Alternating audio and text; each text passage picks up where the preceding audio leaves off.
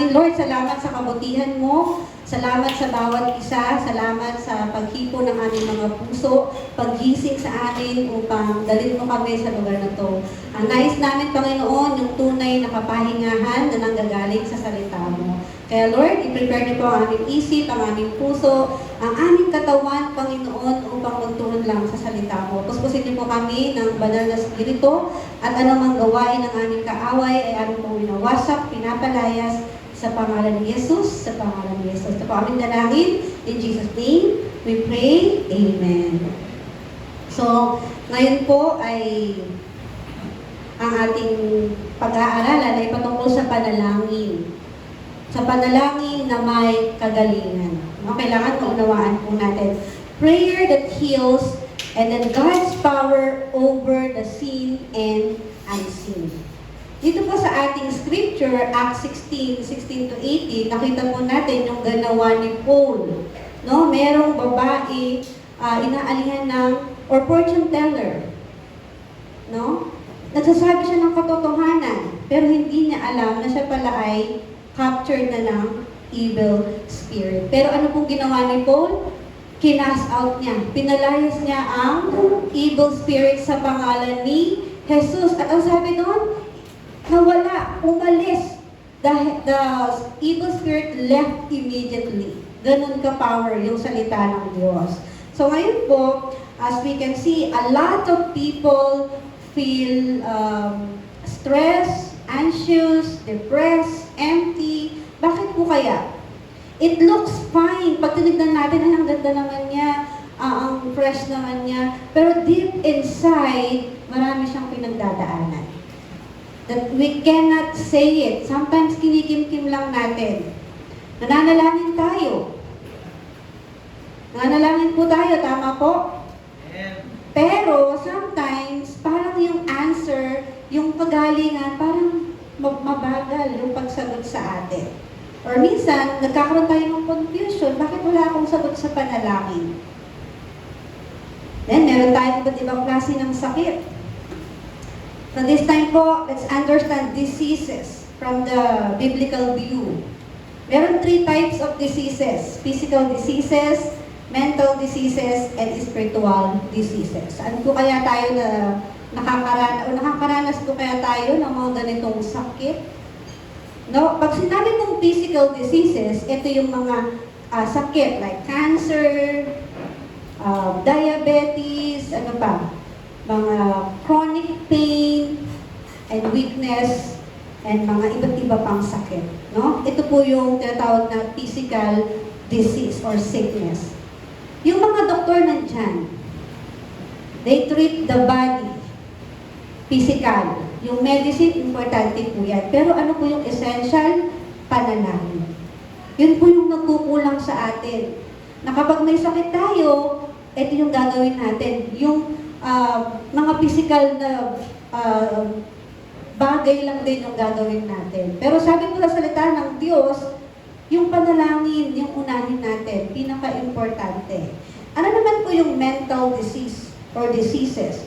These are the anxiety, depression, addiction, confusion, yan po yung mga mental disease. So sometimes nandun tayo sa state na yun. No? Bakit po kaya? A lot of people are suffering sa mga mental illness silently. Kaya ang dami nagpapakamatay. No? Nagpunta kami ng birthday party ko kahapon kina Pastor Jericho. And then nagkukwento siya. Sabi niya, grabe ngayong taon. 3 tao yung nagpakamatay dun sa area ng church nila. So imagine that, yung iba bata. Bata pa lang, kinukomit na nila, no? Yung sarili na sa ganong sitwasyon or suicide. Because they don't know, they did not treat yung mental suffering nila. Hindi nila alam paano makalabas doon sa mga bagay na yun. Pero ito po, isang uri ng sakit, yung spiritual diseases. Ano po ito yung spiritual diseases? Bondage, oppression, controlled by Satan. So baka hindi po natin alam, kontrolado na pala tayo ni Satan. No? demonic influences. Mababasa natin yan sa scripture, Acts 16 to 18. Yung babae, hindi naman niya alam na-oppress pala siya ni Satanas. He just telling the truth. Akala niya yung sinasabi niya, tama. No? Pero nung kinas out ni Paul yung evil spirit, umalis yung evil spirit. No, yung minsan we are fighting sa mga battle na meron tayo. Pero hindi natin alam the worst disease na meron tayo is spiritual battle, spiritual diseases. Now, bakit po yung mga tao or paano nagkasakit yung tao? No? Ano yung process? Una po, weekends open door. Ano po ibig sabihin nito? Sabi sa Bible, no, kapag yung spiritual and mental ay naging mahina, nagkakaroon siya ng nai-invade, nasasakop niya ng madali yung ating buhay. Kaya nagkakaroon tayo ng stress, ng fear, ng sin, yung lack of faith. Ito, wala nawawala sa atin yan. Yung pagtitiwala natin sa Diyos. And then, nane-neglect na natin yung mga spiritual na bagay. No? Our mind, our body, our spirit, lahat po yan connected. Yung brain natin affects our thoughts. Yung thoughts natin affect our emotion. And then yung emotions po natin, it will affect our body. Pero yung soul natin, ini-influensyahan niya lahat. Kaya kapag yung spirit natin mahina or may sakit, eventually po yung natin, yung mind and body natin, madadamay na. No, kaya kapag may sakit tayo, mahina ang ating espiritu. Kaya po, life without faith leads to breakdown. Bakit kaya ako may nade-depress? Bakit kaya ako nagbe-breakdown ng di ko alam? Baka sa babae, baka magkaka-monthly period lang ako. Pero hindi natin alam, nandun na pala tayo sa state na yon. Kaya po, no, man can never maintain a sound and healthy life without faith. Yung pananampalataya natin sa Diyos, yung kailangan natin i-work out. Kasi po, pag nawala na ang ating pananampalataya, yung hope natin, wala na din. Yung fear natin, lalong lalaki. No? And then, mapipil mo na lang na yung buhay mo, meaningless na. Pero, the spiritual battle behind suffering, ano po yun? Sa scripture natin, balik ulit tayo, hindi natin alam. Kinokontrol na pala tayo ni Satanas, katulad ng babae, no? Yung babae, she looked normal. She spoke the truth. Pero she is spiritually bound. Ano pong ginawa ni Paul? He commanded the spirit to live in Jesus' name. Kaya importante po na manalangin tayo. At sino yung content ng panalangin natin? Si Jesus, para po makapasok yung healing, yung kagalingan. Pero ano po yung mga strategy ni Satan? No? Si Satan or evil spirit create a mental confusion. Ito tama ba to? Kaya nga tayo po, hindi natin tinuturo yung religion. Ang tinuturo natin yung relationship natin sa Diyos. Kapag maayos po yung relationship natin sa Diyos, ituturo niya sa atin yung tamang lugar para sa atin. No po? An evil spirit bring disaster, failure, division. Kaya kung nandun tayo, ino-oppress tayo ng kaaway. That's the strategy of Satan. Yung magkawatak-watak, family, broken family. Magkakagalit ang pamilya, magkakapatid. Atake po yan ni Satan, lalo na kung naglilingkod ka na sa Diyos. I'm so blessed kasi itong ating mga kabataan, they have personal issues about family.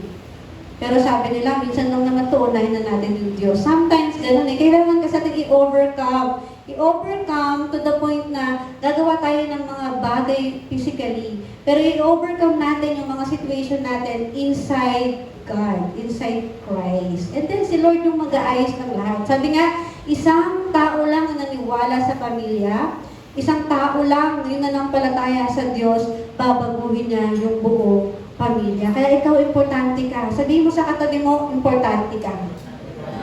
Okay? So minsan nai-stress na tayo, nandun, no? Bumibigay na tayo, madami ng problema. Pero dito sa message, we need to enter into prayer para pagalingin tayo ng Diyos. Pero when did disease enter to human being or to humanity? Siyempre, babalik tayo no, sa Genesis 3 problem. The origin, the fundamental problem nung pumasok yung kasalanan. Ano po yung kasalanan? Disobedience. Hindi natin pagsunod sa Diyos. Hanggang sa ang tao na po ay napahiwalay na sa Diyos. No? Pero sino nag-aalaw nun? Siyempre po, Satan's attack. No? Sin open doors. Ano po yung doors na yun? Doors of destruction. Doors of division. Doors na hindi ka magtiwala sa Diyos. Pero sabi dito, inaalaw din ng Lord yung challenges sa buhay natin. But He never abandons His people. So sometimes may mga challenges tayo, pero remember na yung Diyos hindi ka niya i-abandon. Hindi ka niya iiwan. Sabi po dito, no, 2 Corinthians chapter 12 verse 7, even Paul had a thorn. A thorn in the flesh. Ano po ibig sabihin nito? Sabi, but God used it for growth. Ano po kaya ibig sabihin nito? Na pag sinabing a thorn in flesh, ito po yung persistent hardship. Kahit si Paul, nakaranas siya ng hardship. Kasi minsan po sa atin, pag sinabing, naniwala ako na ako sa Diyos, dapat perfect na, dapat walang problema. Mas marami pong problema pag naniwala tayo sa Diyos. Pero mas makikita natin ano yung purpose ng problema na yun sa'yo, sa akin. Pero dito sabi din ng mga scholar, no, na yung thorn daw na yun, possible na kasali yung physical illness, persecution, mga ongoing opposition, yung thorn na yun. Pero ano sabi doon ni Paul? Yung main point doon, God can use weakness to prevent pride and to display His strength. Ibig sabihin yung pagiging humility, heart of humility, pinapakita doon inside the problem, inside the thorn na meron tayo. Pero paano po gagaling yung mga sakit na to? No, nakita natin kung saan nagsimula yung sakit. We're being separated from God. We're entering into sin because of disobedience. Pero paano po gagaling yung sakit na meron tayo? Una po, through prayer. Hindi lang basta prayer. Prayer in Jesus' name. Importante po. Kaya pag nag-pray tayo, Lord, salamat sa pagkain. Amen.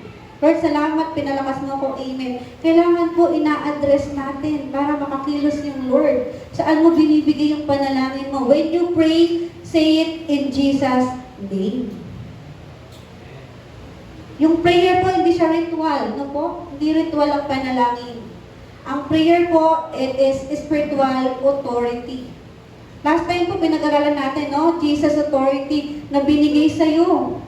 Binigay sa akin. Jesus gave you authority to rebuke problem, to rebuke the work of Satan. So dito po sa prayer, spiritual authority binibigay sa atin ng Lord.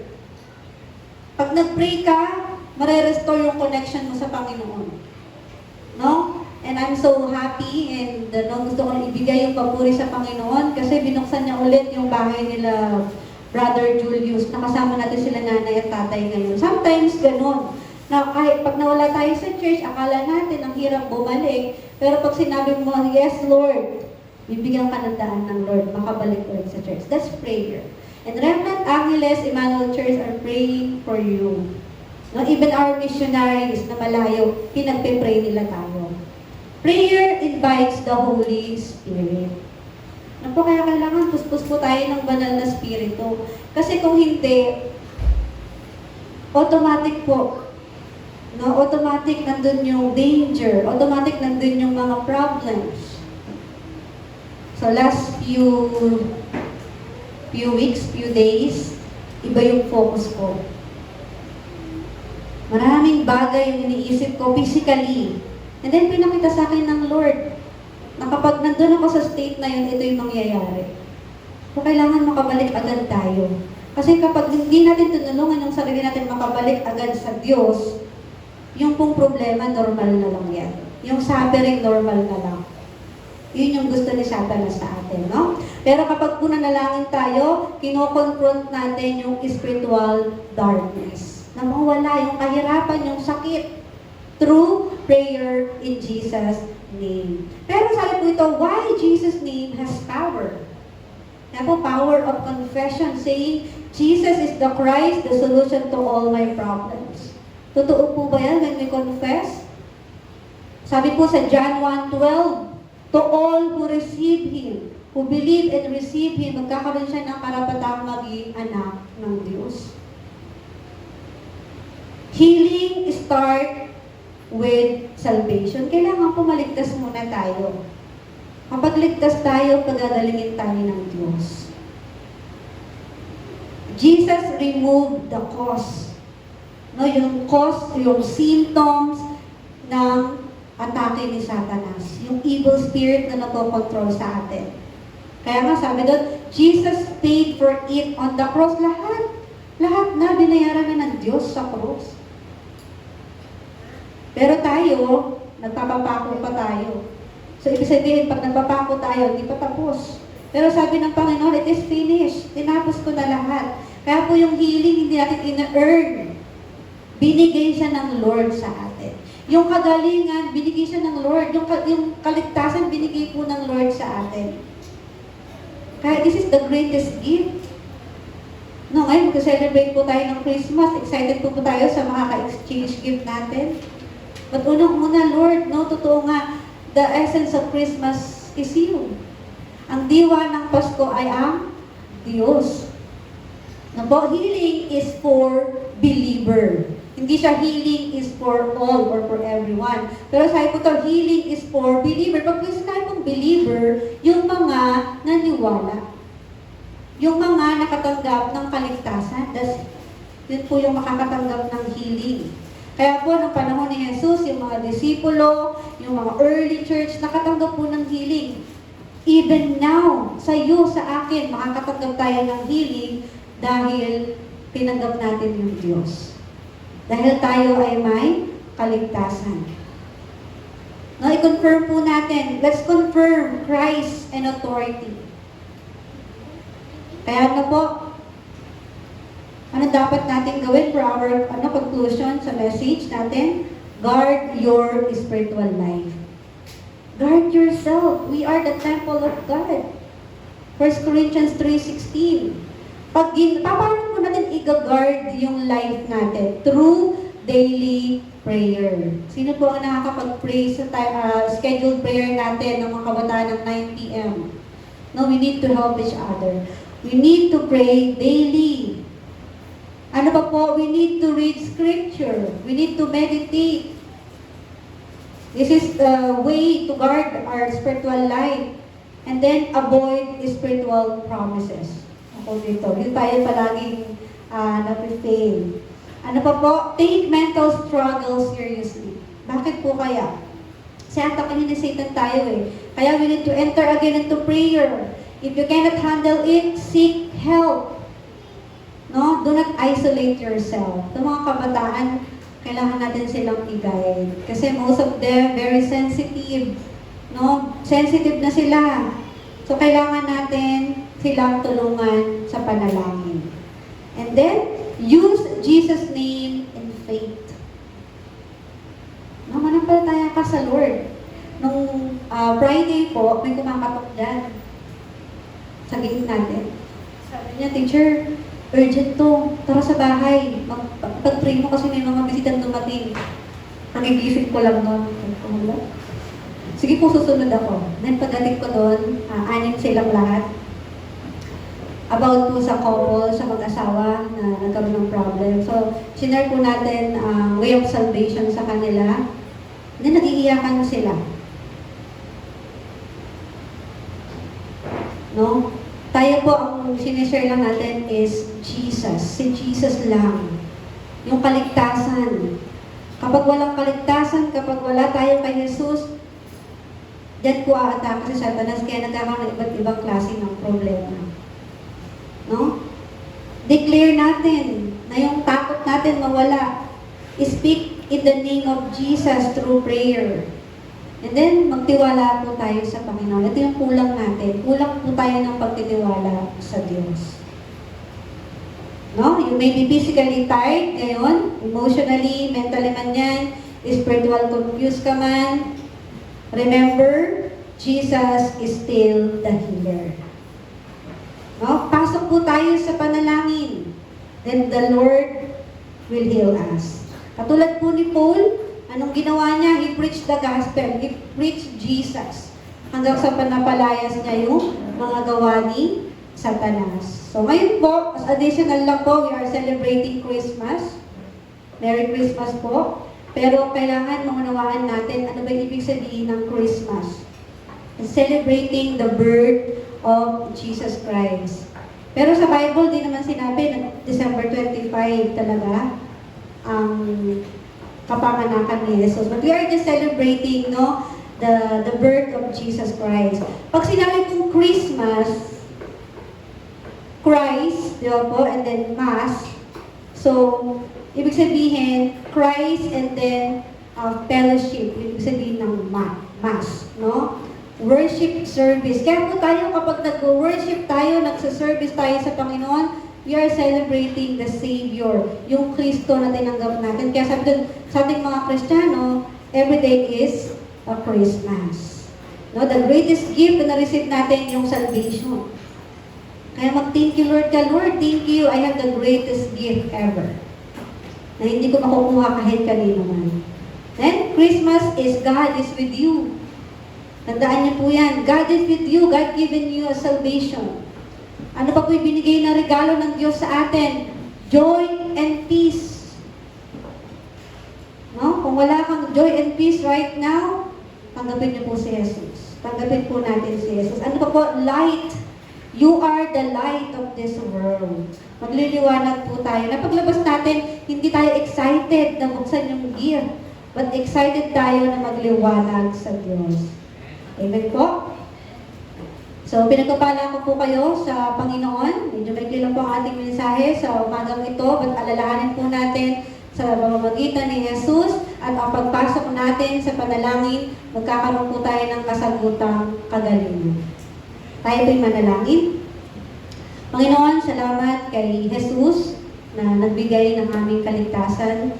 Salamat sa mga presensya na binigay mo, pinadala mo sa umagang ito upang ma-enjoy namin yung importance ng buhay na binigay niyo po sa amin. Lord, ang nais namin, gumaling kami. Lahat ng diseases na meron kami, pagalingin niyo po kami sa pangalan ni Jesus, sa pangalan ni Jesus.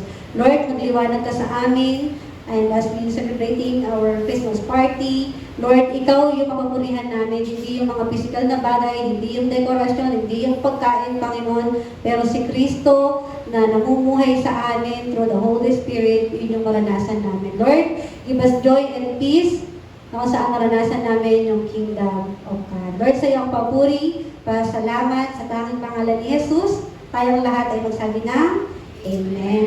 Amen.